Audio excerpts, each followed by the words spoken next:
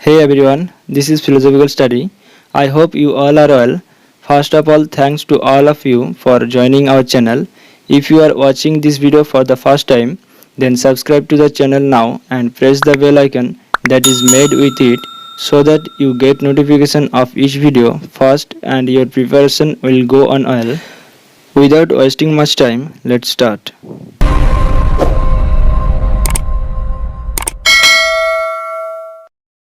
तो आज हम इस क्लास में बात करेंगे द सोशल कॉन्ट्रैक्ट थ्योरी के बारे में। तो लॉक के समय में अर्थात 17वीं शताब्दी में विचारक सरकार की उत्पत्ति के बारे में उठकोले लगाते थे। इस तरह की राजनीतिक उठकोलों में सरकार की उत्पत्ति कैसे हुई, इसके दो मुख्य सिद्धांत हैं। एक है सर रॉबर्ट फिल्मर्स थ्योरी एंड दूसरा है जॉन लॉक्स की थ्योरी। फिल्मर्स की थ्योरी की बात करें तो फिल्मर्स के सिद्धांत में कहा गया है कि भगवान ने कुछ लोगों की शक्ति दी है और इन लोगों ने और उनके उत्तराधिकारियों ने एक वैध सरकार बनाए। इस सरकार के खिलाफ विद्रोह को सरकार के साथ विश्वासघातकता माना गया। इतना ही नहीं, इस विद्रोह को बेईमानी माना गया। लेकिन फिल्मर के सिद्धांत पर विभिन्न टिप्पणियों के कारण सिद्धांत को आमतौर पर स्वीकार नहीं किया गया था। Now we will move on the next theory, that is Locke's theory. Locke maintained that civil government is the result of a contract and is an affair purely of this world, not something established by the divine authority.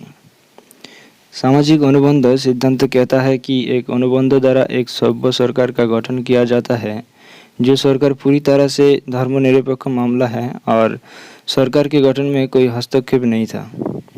Government must in some sense have a right to exact obedience, and the right conferred by a contract seemed the only alternative to a divine command. किसी भी अर्थ में दबाव जमा करने का अधिकार अनुबंध का क्रम आदेश द्वारा समर्थित था। Consequently, the doctrine that government was instituted by a contract was popular with practically all opponents of divine right of kings. सम्राट या राजाओं के दिव्य अधिकारों ने सरकार को सभी सामाजिक समझौते की यथार्थवादी माना और इस तरह के सरकारी विरोधियों के बिना हर कोई सभी के बीच लोकप्रिय था। यह ध्यान दिया जाना चाहिए कि मध्यकालीन प्रसिद्ध दार्शनिक ये सेंट थॉमस एक्विनस में सामाजिक अनुबंध सिद्धांत का संकेत दिया गया था। हालांकि सामाजिक अनुबंध की अवधारणा को विकसित करने के लिए ग्रेटियस का लेखन सबसे पहले था। ठीक है। लॉक ने दिखाया कि सरकार नागरिकों द्वारा किया गया सामाजिक अनुबंध का एक पक्ष है। जब भी सरकार संबंधित पार्टी होने के कारण अपने कार्यों या भाग को पूरा करने में असमर्थ थी, तो सरकार ठीक से बाधित हो सकती है। लॉक की तरह सरकार कमोबेश लोकतांत्रिक है, हालांकि उनके सिद्धांत के लोकतांत्रिक तत्व के अनुसार उन्हें सीमित माना जाता है। लेकिन क्या राय है? उत्तर जारी रह सकता है कि लॉक के सामाजिक अनुबंध सिद्धांत में राय व्यक्त नहीं किया गया है। एक अव्यक्त तरीका है। वो तरीका क्या है? जिनके पास कोई संपत्ति नहीं है उनके नागरिक नहीं माना जा सकता है। Locke, unlike Hobbes, believed there is a natural moral law that is more than a set of practical principles for survival. Hobbes के विपरीत लॉक का मानना था कि एक प्राकृतिक नैतिक कानून है जो अस्तित्व के लिए व्यवहारिक सिद्धांतों के एक सेट से अधिक है। लॉक के मतानुसार we are all made by God and his property. यह तार्किक रूप से इस प्रकार है कि खुद को बचाए रखने के लिए बाध्य है और जहाँ तक हो बाकी मानव जाति। तदनुसार केवल दंड के अलावा कोई भी व्यक्ति किसी दूसरे के जीवन, स्वतंत्रता, स्वास्थ्य, माल को छीन नहीं सकता या बिगाड़ सकता है, जिस पर ये विभिन्न वस्तुएं निर्भर हो सकती है।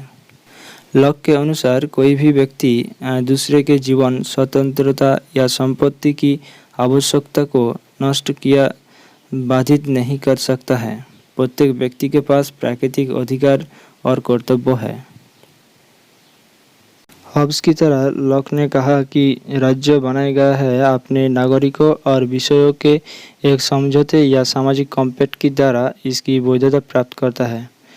दोनों दार्शनिकों के लिए सामाजिक कॉम्पैक्ट का उद्देश्य सार्वजनिक अच्छा सुनिश्चित करना है, लेकिन लॉक के लिए उद्देश्य प्राकृतिक अधिकारों की रक्षा करना भी है। राज्य की वैधता और उस पर नागरिकों का शासन राज्य के अस्तित्व, अधिकार और शक्ति के लिए उनकी पूर्व सहमति पर निर्भर करता है।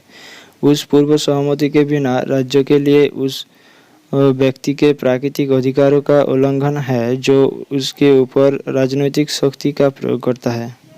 Definition of political power. Political power I take to be the right of making laws with penalty of death and consequently all less penalties for the regulating the preserving of property and of employing the force of the community in the exclusion of such laws and in the defense of the commonwealth from foreign injury, and all this only for the public good। वो राजनीतिक शक्ति को कानून या नियम बनाने का अधिकार मानते थे, हालांकि मौत की सज़ा इसके साथ जुड़ी हुई है। फिर से लॉक ने संपत्ति को संरक्षण करने और नियंत्रित करने के लिए दंड का मतलब राजनीतिक शक्ति को समझा। फिर से लोगों की शक्ति या बल को राज्यों को नियमों या कानूनों को कार्यान्वयन में लागू किया जाना चाहिए। इस संपत्ति का उपयोग विदेशी संपत्ति को विदेशी आक्रमण से बचाने के लिए किया जाना चाहिए। ये सब लॉक के अनुसार जनता की भलाई के लिए है।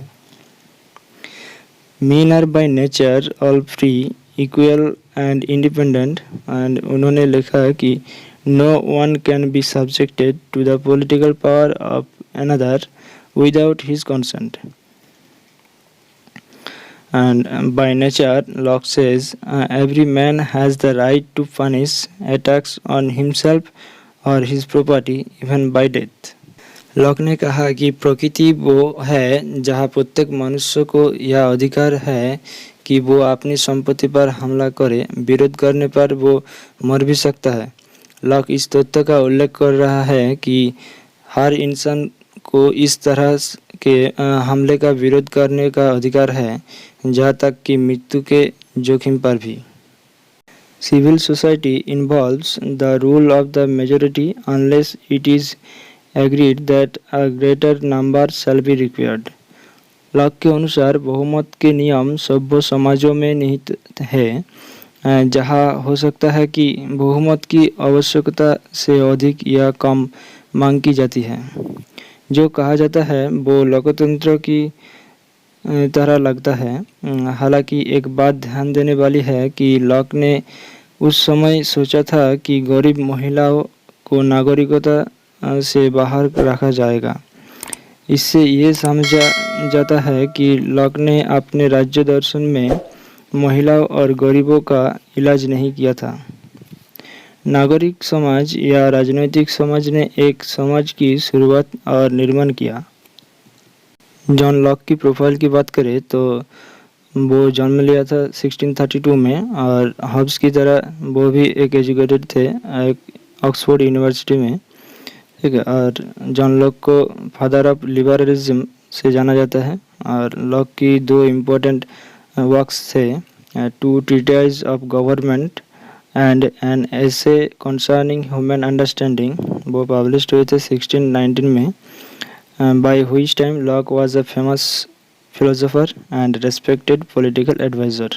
ठीक है, तो यही थी हमारी आज की क्लास। आई होप कि ये क्लास आपको अच्छा लगा होगा। अगर अच्छा लगे तो लाइक, कमेंट एंड शेयर करिए दोस्तों के साथ, because sharing is caring. And thank you for watching the video.